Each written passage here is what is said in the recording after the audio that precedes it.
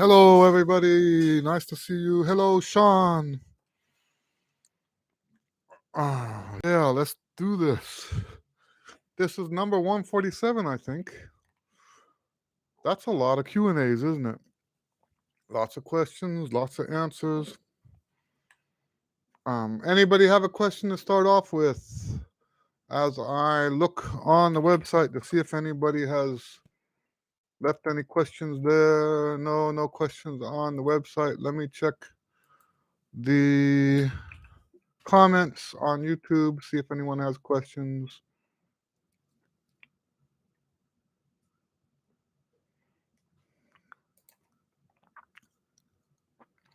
All right. Nope, no questions on the comments either. So, what to do? What to do? Anybody got questions? So I went and heard the Lincoln Center Jazz Band last night, and that was fun. Heard some good music, saw some great players. It was nice to see my friend Andre Hayward in the trombone section.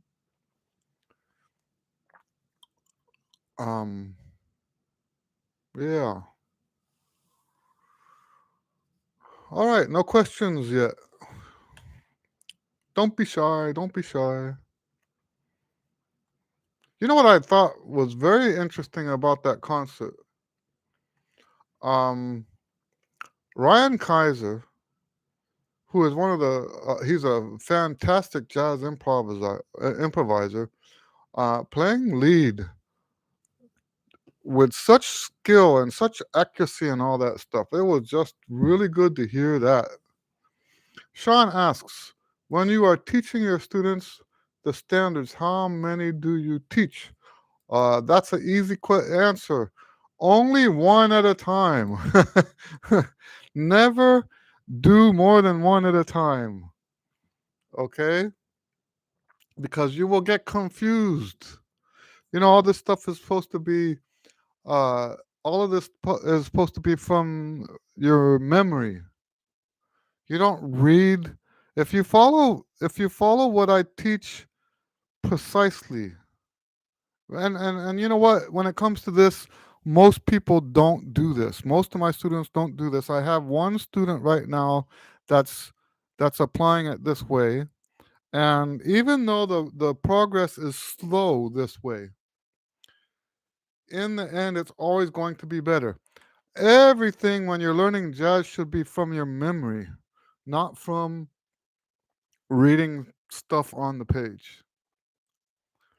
And if that's true, if you learn two songs at the same time, you will forever get them mixed up.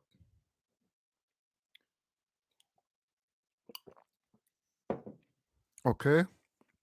It's just so easy to get them mixed up like that. So yes, that's a big deal.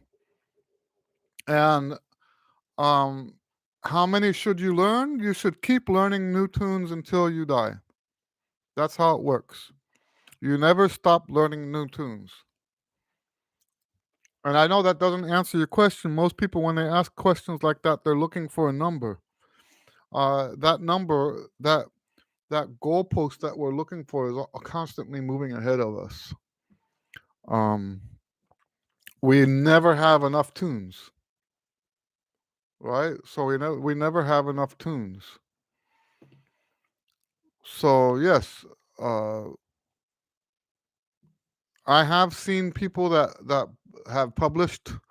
The first one I saw was in the 80s. They published a sheet of songs with 100 songs on it, and they say this is the bare minimum. Then in the 90s, someone published one that said 300 songs, and that's the bare minimum. The truth is, you can only learn one at a time. So, anyway, that's a good question. But yes, you can only learn one at a time. It's you can't do uh, you can't do it right.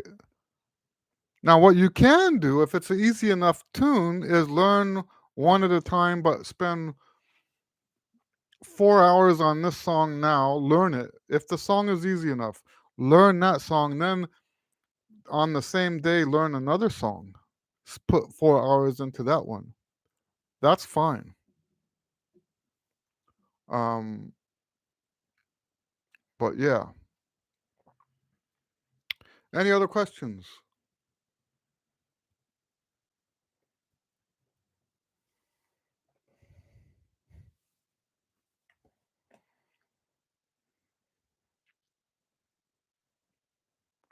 Yeah, we're heading into the holiday season, and we're gonna have a lot fewer people on these things. We know that from previous years. Sean says, "How do you get your backtracks? Example when you played Don't Explain." So those are, they're available with playing. Now I'm going to tell you, I got that backing track from a student, but the student bought it. You can buy those. It comes in a book and has songs. So the backing tracks, and that's a nice way to start off, right? Because it's not so heavy with the improvisation. You know, sometimes the words that we use get in the way of what we're talking about. And someone might come to me and say, "Eddie, I want to learn jazz." What that means to me is I want to learn how to improvise. And the problem is not everybody wants to learn to improvise, and when they say I want to learn jazz, what they really mean is I want to be able to play some jazz songs.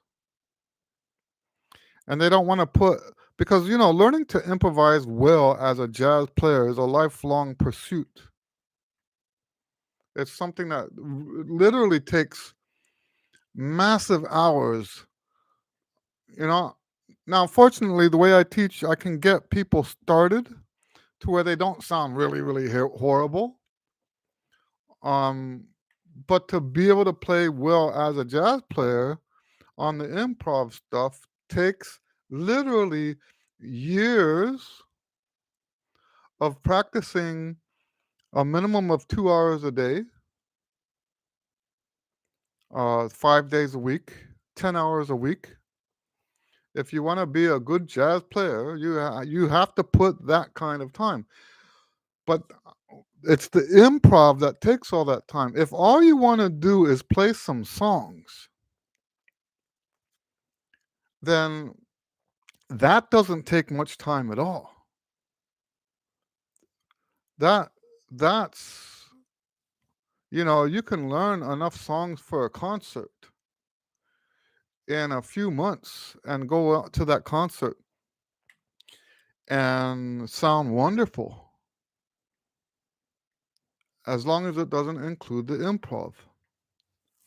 So when I'm talking about jazz, I'm not talking about being able to play swing charts in a big band. I'm not talking about any of that kind of stuff. When someone says I want to play jazz, to me, I automatically think they're talking about improvisation. And a lot of people, that's not what they're thinking. A lot of them, they just want to play some songs. And why am I saying all that? Is those books that have the recordings in them are perfect for those musicians that they all they want to do is play some cool songs with the track. Um, there's Music Minus One that has some of that stuff, and then there's Hal Leonard has some also. Um, Let me see what comes up if I do a search.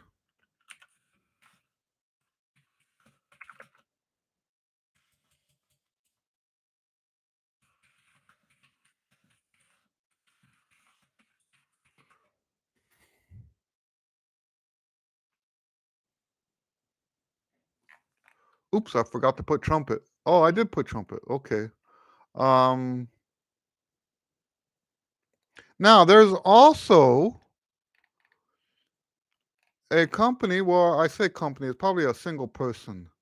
If you look at Bobby's backing tracks, BOBBYS backing tracks.com. I think that's correct.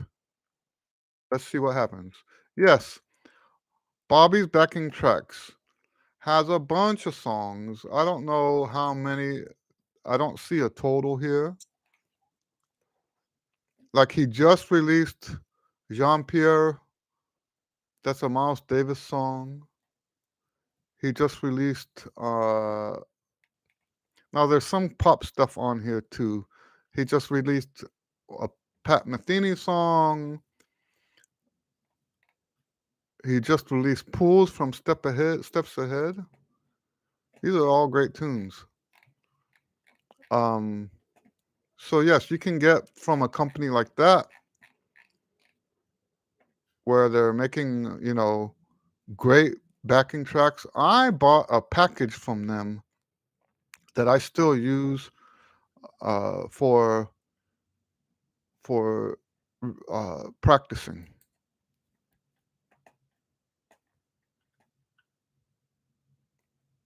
So yeah, so the fake book does not have backing tracks. Now, if you want to rather do something that's a little bit less expensive, you can use the fake book and then on your phone download an app called iReal Pro. So if you look at my right here, that's iReal Pro. I'll try to get to not glossy. Okay, that's iReal Pro, and then it's got songs on it.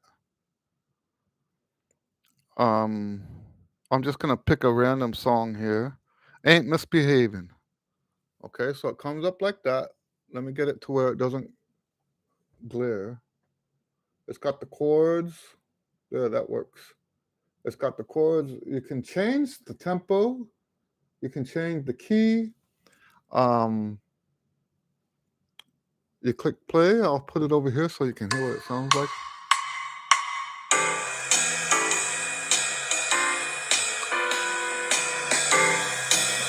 So you just find the song that matches what you're playing in the Facebook. What's nice about this, if that's too fast for you, you can slow it down. So here's the tempo thing.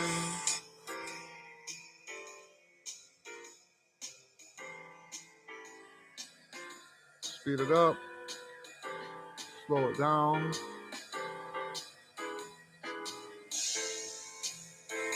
Okay. I can tell you most of my students are using this. Most of the students are using iReal Pro with a fake book.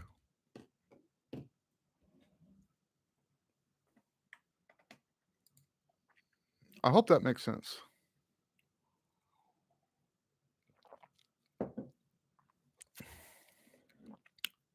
My wife made me a strawberry drink, and I'm drinking it live on camera. Very, very nice. And in case you think it's alcoholic, no, it's not alcoholic. I don't drink.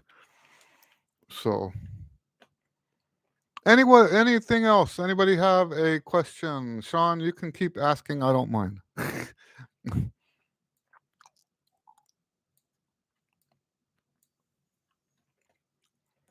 Any other questions?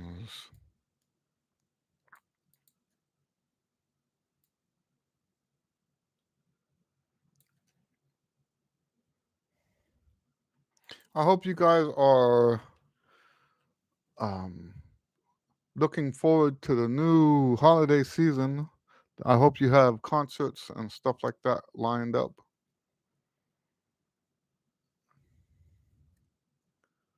I've been bidding on gigs,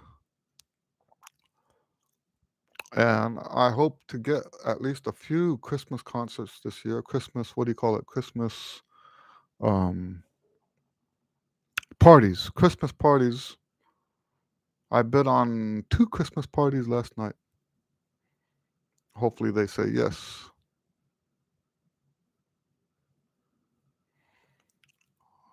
Any questions?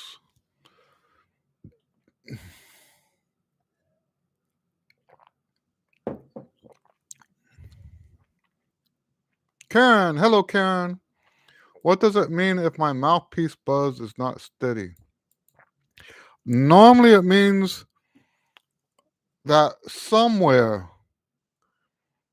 your body is not still. So if I buzz my mouthpiece, if I buzz my mouth, you said mouthpiece, right? Yeah, mouthpiece. If I buzz my mouthpiece,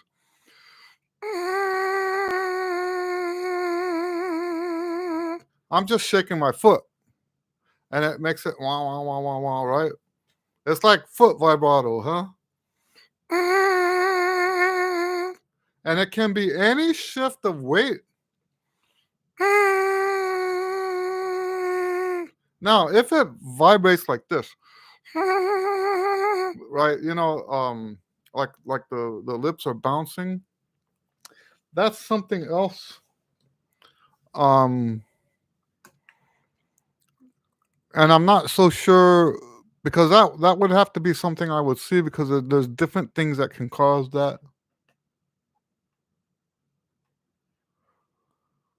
Um. Oh yes. So I'll come back to you, Sean. This is a follow up from Karen. Karen says sometimes no sound comes out, especially on the low notes. Right. Is that what you mean by steady? Is inconsistent?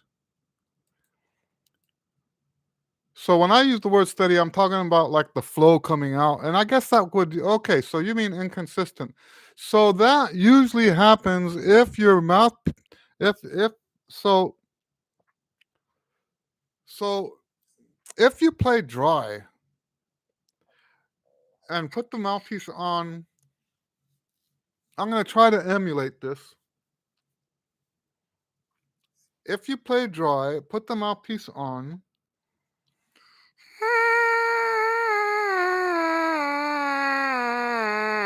Okay, it's not doing it. But I've had this happen. What you're talking about.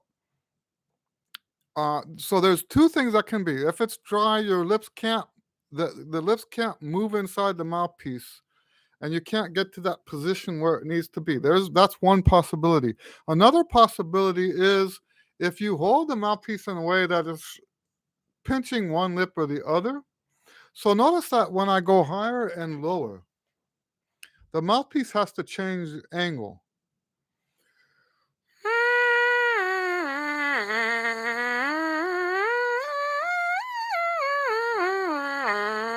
If you don't change the angle, you will have a pinched lip. Either the top one is going to be pinched or the bottom one will be pinched. And that will, especially in the lower notes, because on the lower notes it needs to move more.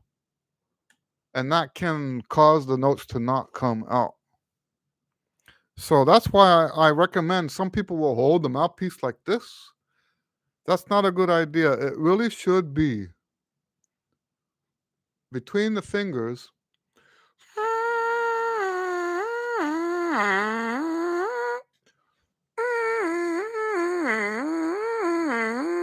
See how much it's moving? That's probably the most likely kind of thing that would cause that. Now, going back to Sean, Sean asks, how many songs do you perform in a concert? That really depends on how much we're going to open it up, right? If there's going to be improvisation, and everyone's going to take uh,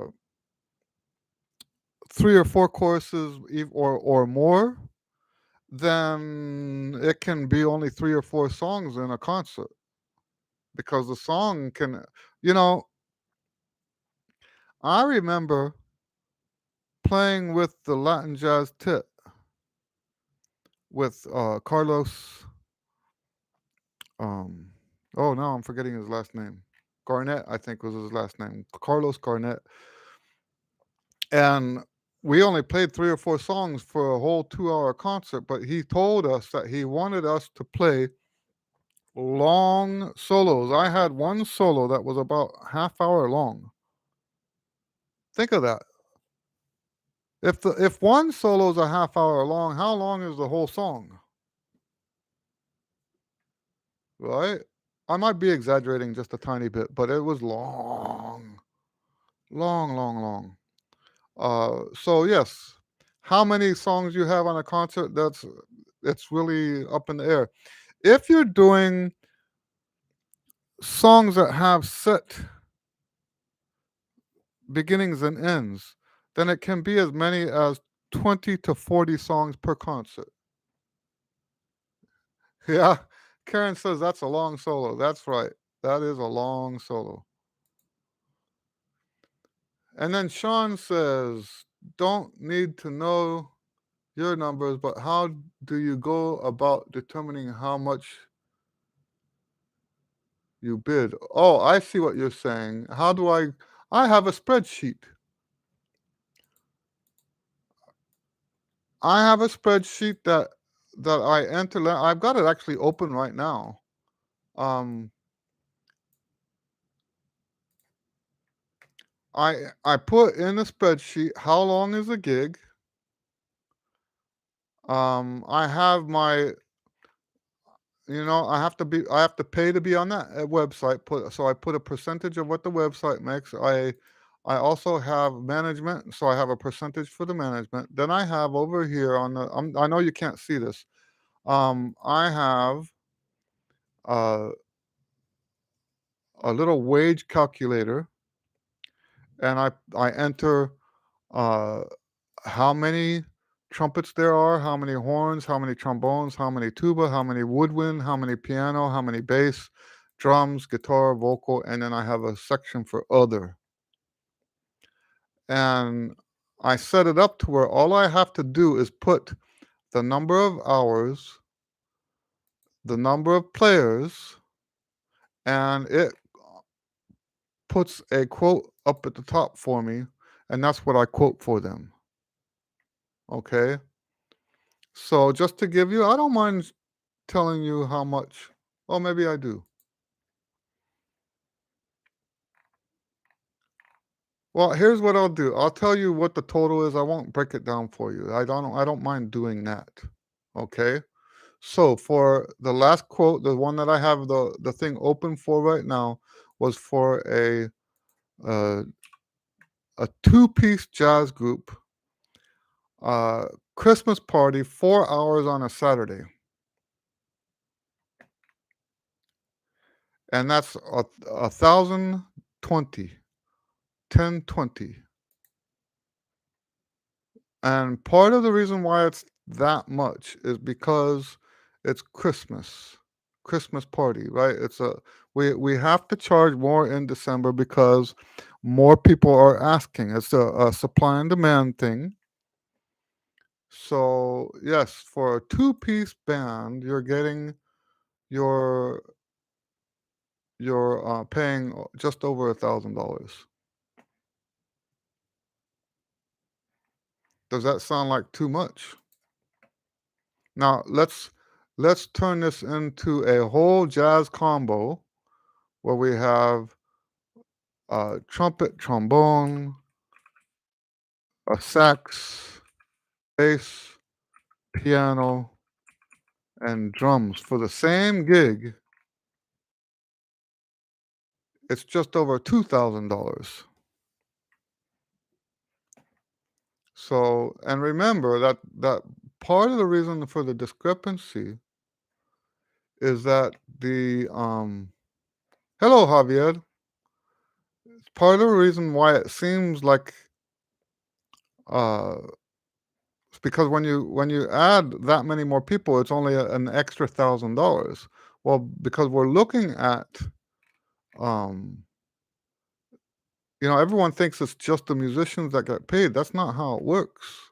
Like I said, I have to pay the website that I'm getting the gigs through and stuff like that. So you cannot just say, oh, it's $100 a man or it's $200 a man. You can't just do that. You can't do that. You will go broke if you do that. So Javier says, hello, Eddie and friends. I hope you are doing fine. Yes, sir, we are. Thank you. But yes, to answer your question, oh, I'm sorry. It's not just over 2,000. It's 2,430 for a full combo, $2,430. But my point is, you cannot just um, do this in your head. You can't do it in your heart. You can't say, let me give you an anecdotal story about prices. When I first started publishing my books, I looked at all the books I had, I looked at the price tags that were on the books, and then I judged according to the value of those books what my book was worth, and I made the price according to that. That was an emotional price setting. And that's a bad, bad way to set prices. That's a terrible way to set prices because it has nothing to do with numbers. It looks on the surface like it's got to do with numbers, but the number I'm giving my book has to do with how I perceive my value according to like looking at the Arbin book, looking at these different Etu's books and stuff like that. That's emotional. So it took me, I think I was publishing for about 5 or 6 years before I realized how badly I was losing money. And I sat down one day and decided, okay, let's figure out what I need to charge to make a profit. Because in those first 5 years, I was not making a profit. In fact, I was practically giving the books away, and it was costing me more to make the books than what I was charging. By the way, in those days, the Daily Routines book was over $30.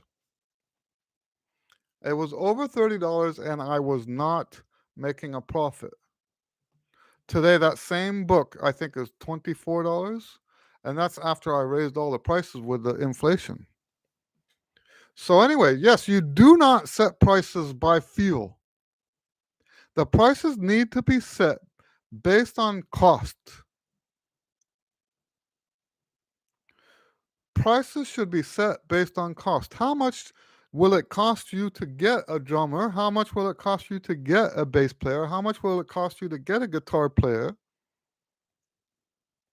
How much is your time going to pay you for when you're uh, calling all the musicians? You don't, when you have a 5-piece band, you're not making 5 calls. For each one of those musicians, you have to call as many as 10, 15 different sax players before you get a sax player.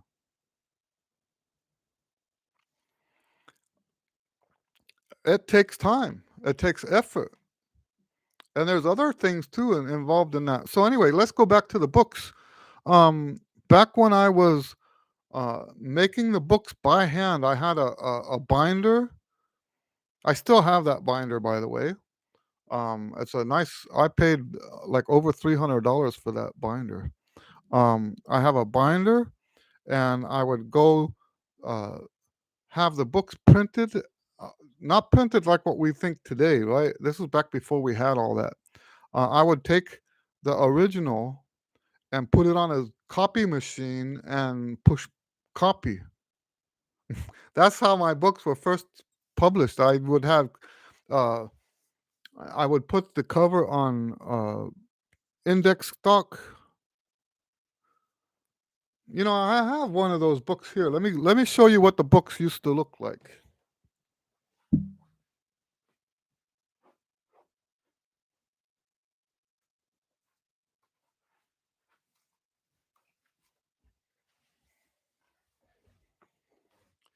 This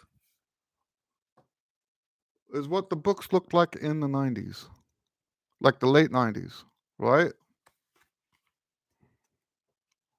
Okay,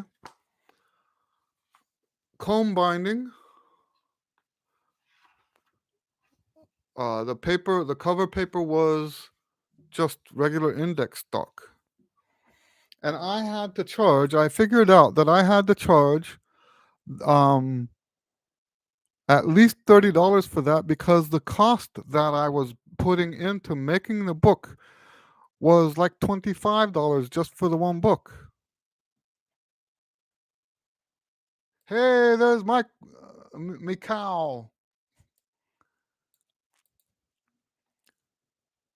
Very nice to hear from you. He says, "Hi, Eddie. I just noticed your live stream and jumped in to say hello." Well, so that's wonderful. I hope you're doing well. Hopefully, you're doing well. Yes, I am. Thank you. I am in the plane and we'll take off in a few minutes. Nice to see and hear you. Oh, that's wonderful. So that's a past student of mine. And it's so great to hear from some of the students from in the past. I like to hear from you guys. Thank you for popping in. Yeah. Karen says, "How do you keep your lips from drying out and affecting your sound?" I'm a firm believer in the lip balms.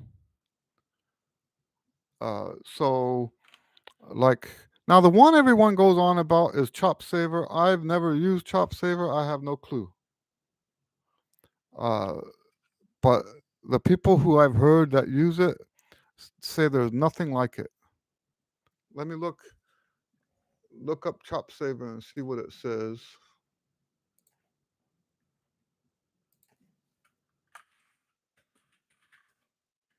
Chop Saver, it's going for $5 basically. For 429, 488. Um, it even has a picture of a trumpet player on it. So there you go. And it looks like it might be one word. Chop Saver is one word. Let's see. Yeah, it looks like it's one word. So yeah, that's the reason I haven't used Chop Saver is because I haven't needed to. Let's talk about that. I've been introducing you guys to this new breathing thing, and I'm very careful about that because I'm only now starting to apply it to music. But the first step in this is to make sure you're only breathing through your nose most of the time. Okay. Uh, that in and of itself can actually help keep your lips from drying out. Now, maybe not enough like when the weather gets bad, but I can tell you I have used far less lip balm since I started breathing through my nose than I ever have in my whole life. I've got some lip balms that are just getting old now because I bought them thinking I would need them. And so, which lip balms do I use? I started off with the um the Norwegian one. I forget what that's called.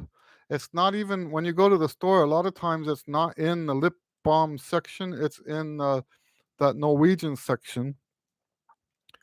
Neutrogena, I think, is what it's called. Neutrogena. I started with that, and for years, that's all I used was Neutrogena. Then Burt's Beeswax came out, and I started using Burt's Beeswax. Now there's literally dozens of these different things coming up, and they're pretty much all the same. So I don't really think it matters what brand it is as long as there's certain things we want to avoid. We don't want camphor in it.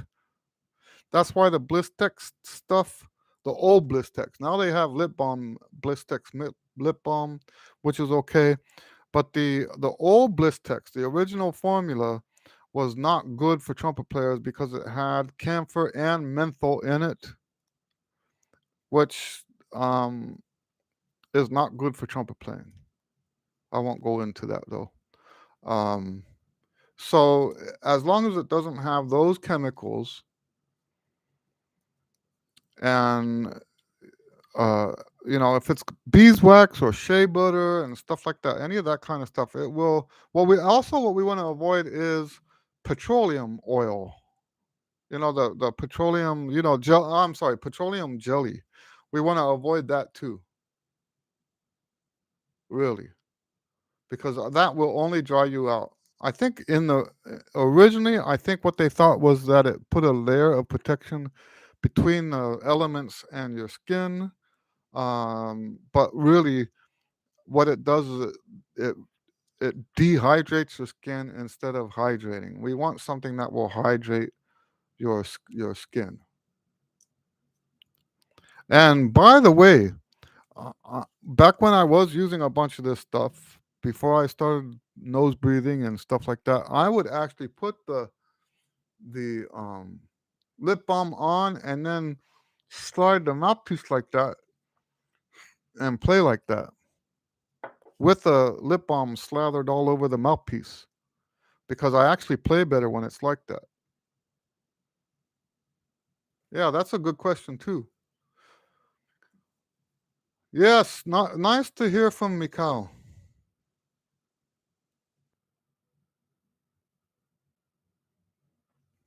Yeah.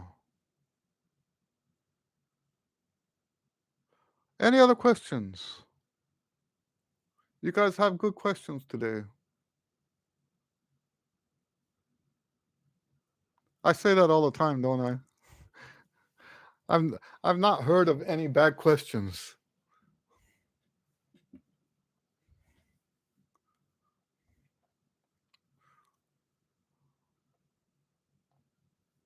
Any other questions?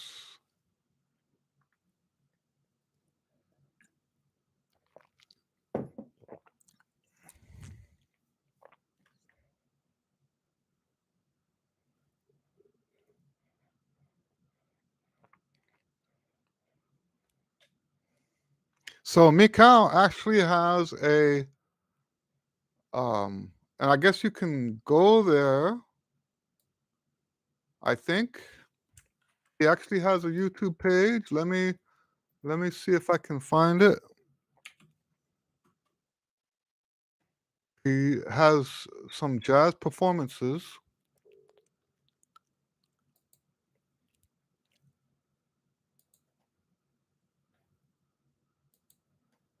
Let's see here.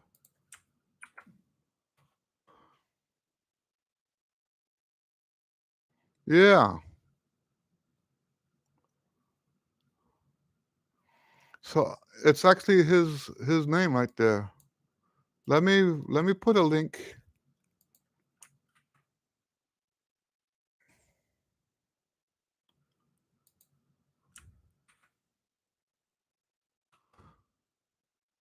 So that's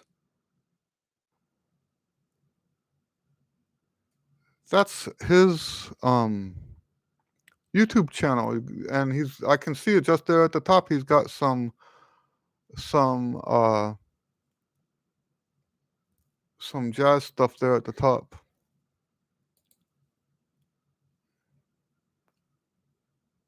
So yeah, he's an example of somebody who took lessons from me and plays jazz.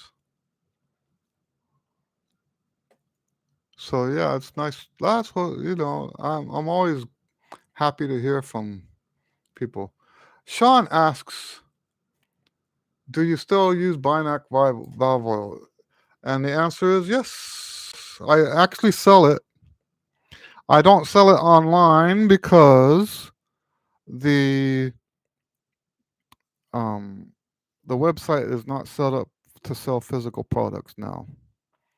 So, but I think we have 2 boxes of them. This one, it kind of went dark, but it still works great. Karen says Carmex does have camphor. What does that do? So what we were told when I was younger was that it numbs the nerves. I'm not so sure I believe that, but it I do know it screws with your trumpet playing. It messes it up. And I'm not going to act like I know. And that's why I said it the way I said it is I'll always say, well, people told me this. I'm not saying that it's true. Um, they say it numbs the nerves, but I don't know what the mechanism is, why it makes us play badly, but it's widely observed that the camphor causes people to play worse. If it's because it numbs your nerves, that's fine. I'm just not going to say that because I don't have verification of that right now. Sean says he needs to buy some Binac. Woohoo! Yeah. What else?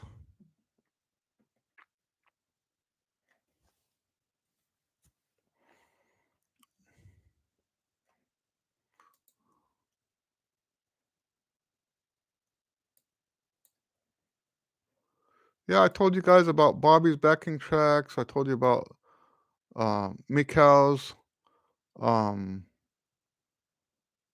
channel. I told you about Chop Saver. What else can we do?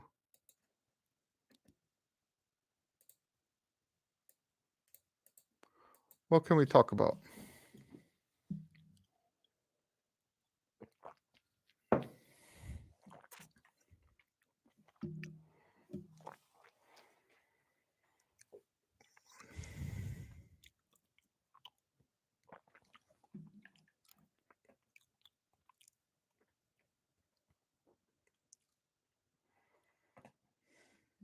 Any other questions? Maybe we'll have to shut down early or something.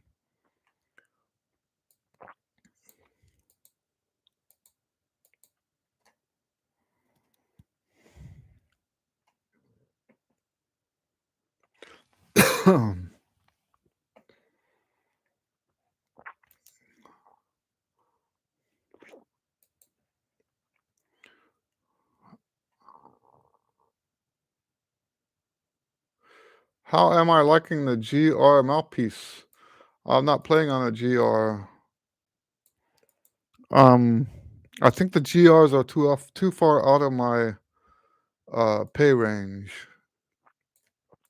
From what my understanding is that they're very expensive.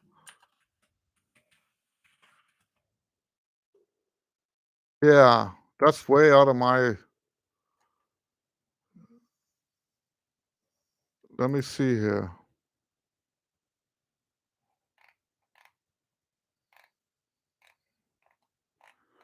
The only way I would, it's sort of like with my lessons, right? There are cheaper lessons that people can. Yeah, these are over $300. There are cheaper lessons that people can go get if they just want to learn how to play trumpet. There's there's people that will teach you for less. Now it's not true for everybody, but most people that end up coming to me is because nothing's working for them. They how am I putting this? I don't want to say they're desperate, but they've tried other things. They've tried other methods. They tried other teachers, and it's not working. And um, oh yeah, the Warburton. So yes, I won't spend $300 on a mouthpiece unless I need that mouthpiece. If there was some reason for me to pay 2, 3 times as much on a mouthpiece, I would do it. But there's no reason for it. So the Warburtons, I still haven't found a mouthpiece to replace this one. This is a Shoki M1. The closest I've come so far is the MD, the 2MD with a New York backbore. And that's all right. I've been playing gigs on that setup, and it's nice. I love this Shoki, but the problem is I don't have a Shoki lead mouthpiece, and I hate changing the rim. Even though it's almost identical, it's still different enough that I don't like it. So as much as I like the Shoki, I'm trying to get away from it and switch to entirely Warburton. But I'm having difficulty finding a combination uh, that matches what I have with this. I'm probably gonna have to buy some of their more exotic. I guess the word would be exotic mouthpiece tops and bottoms to try to match this. So yeah, I like it. What I've always liked about the Warburton is that you can have different mouthpieces for different jobs and be appropriate for the job. And yes, I understand, and I did this myself too, where you play one mouthpiece for everything and make it work. That's fine. That's fine, right? I know that there's people that believe in that, and I used to also as well. Um, that said, there is absolutely no way to have the kind of flexibility in terms of sound and flexibility and all that stuff that I expect from myself today. So this is not about anybody else but myself. Other people who might say, yes, that mouthpiece works for all these different things. They might say that. For me personally, it's not enough. It's not enough to have this one great mouthpiece and then um, the like I said, it might be appropriate enough for this gig and appropriate enough for that gig, but where are the standards there? I'm shooting for this standard, and they have it. The standard they're talking about is here. Yeah. So Barry says I use just one mouthpiece for everything. Oh, a wedge. Okay, that's nice. And that's what I'm saying. I'm not putting that down. It's just I've reached a point. Let's look at this, right? I saw I saw the the Lincoln Center Jazz Band last night, and Ryan Kaiser's playing lead, which I find extraordinary, right?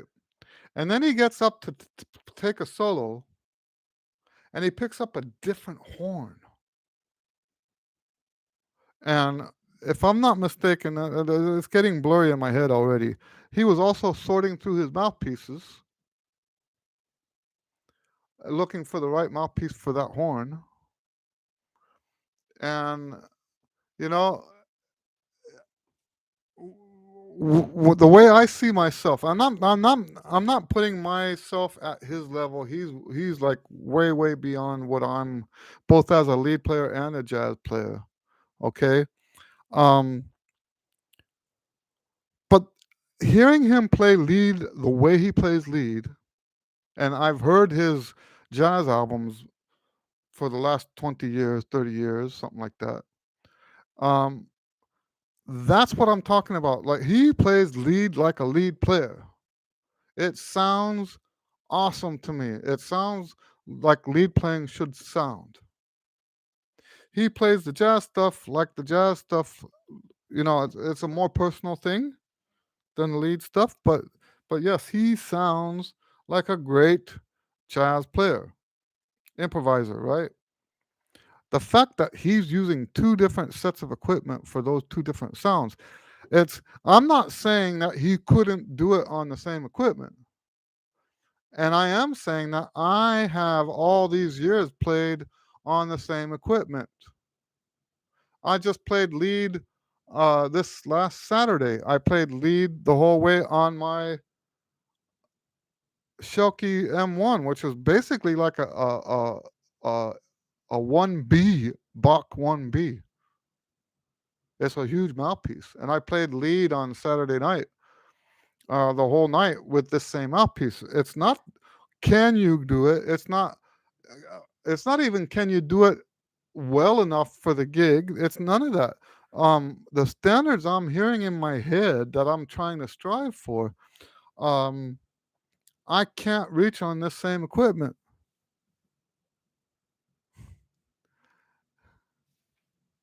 So I hope that makes sense. And yeah, so I'm not putting down anyone that plays. I know that people like Arturo play on the same equipment all the time for everything. But that's the thing, right? When we listen to Arturo playing classical music, it's kind of not right. Okay, uh, I say kind of because it's music and it's subjective, and you can play it however you want to play it. Um, in my head, the way it should be, that's not what I'm going to strive for. I'll strive for his the way he plays on the high note stuff. I cannot strive for what he does on the classical stuff. I just cannot do that. It's not a insult to him. It's just that the standards I'm hearing in my head, that's beneath the standard.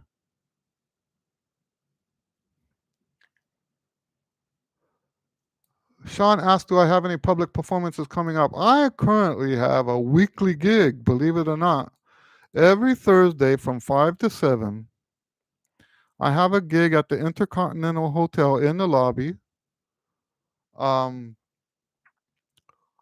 with a jazz group. Usually, it's trumpet, bass, and drums. And so there's a bar in the lobby. There's a restaurant in the lobby. We play between the two of those. This is the Intercontinental Hotel that's on Main Street in the medical center. So yes, I don't know how long that's going to last, but for now, it's supposed to be a weekly thing.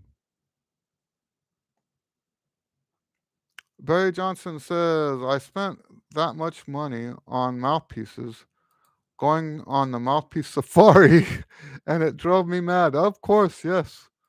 So I thought by one at that is right for me, and just stick to it. That's the only reason. I can really appreciate that. I can really appreciate that. You do want to find what works for you. That's you know that's the goal anyway, isn't it?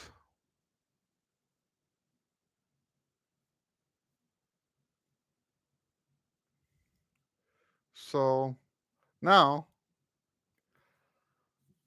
the only reason I haven't officially switched to the MD, the 2MD yet, is because I still have to. I'm still playing it out of the kit, and since I'm playing it out of the kit, it's not mine. I mean, yes, I paid for it. It's mine, but it's part of the kit, and I can't break the kit. So every time I come home, I put it back in the box. Um, so that's the only reason I haven't actually switched.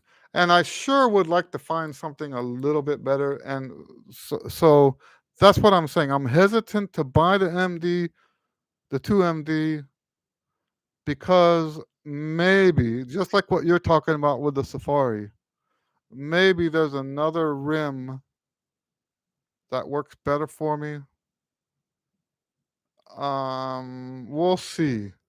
I also had this suspicion that if I just bought one and just switched to it, that I would, because it's not that different from this mouthpiece. It's just different enough that if I switch between this and the lead mouthpiece, it still unsettles me, right? I still have issues. So I'm just thinking if I switch, because by the way, that used to be the mouthpiece I played on. I started playing Warburton in 1990. Uh, and I played on the Warburton until I think it was 10 years I played on those mouthpieces. I didn't start. messing around with other stuff until like the turn of the millennial, right?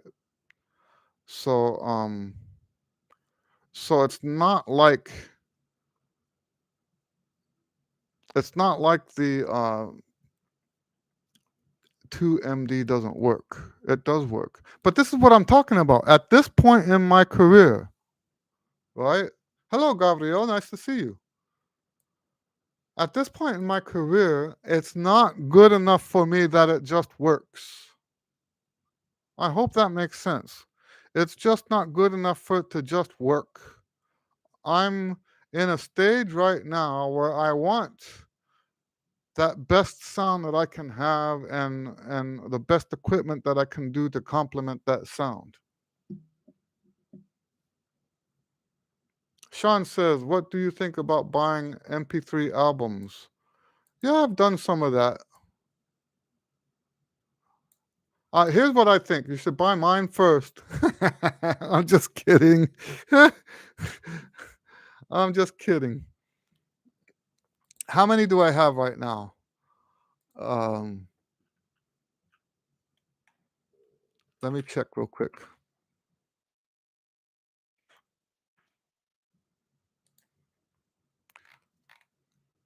One, two, three, 4, 5, 6, 7, 8, 9, 10, 11. Oh, that's not mine. 11. I have 11 of them. And I have some others that are technically mine too. So like the Mardi Gras Legends is mine, Spike Eggnog is mine. But they're not available right now, so I didn't include them. I still have to decide what I want to do with that because I made the guy. I promised him I would not use the band's name. He gave me the CDs, so I have now ownership of all of this stuff. It's mine, but I promised him I wouldn't use the name, and the name is plastered all over the album. So yeah, this is a slight issue right now redistributing those albums because I have to work my way through this. Do I, you know, when we talked about not using the name, it was in the context of the band performing. So I'm asking myself, is it okay to keep the name on the albums that we recorded under that name? And so I just have to do some soul searching and some praying to decide what to do about that. But that wouldn't add two more. That would actually add five more albums to my collection. So a total of 16. And it looks like next year we'll probably release some more too.